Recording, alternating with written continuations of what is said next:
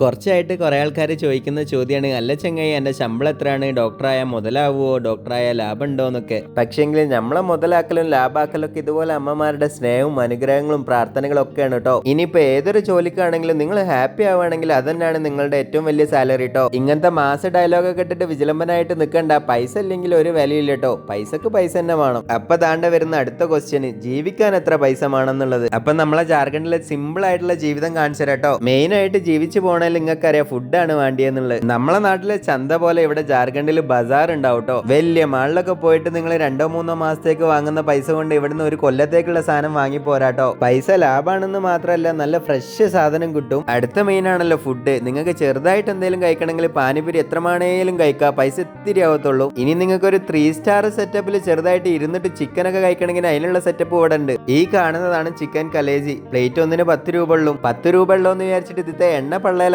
നോക്കണ്ട, പണി കിട്ടും. അപ്പൊ ഇതാണ് നമ്മളെ സിമ്പിൾ ആയിട്ടുള്ള ഒരു നാടൻ ജീവിതം. അപ്പൊ ഇനി ബാക്കി വിശേഷങ്ങൾ നാളെ.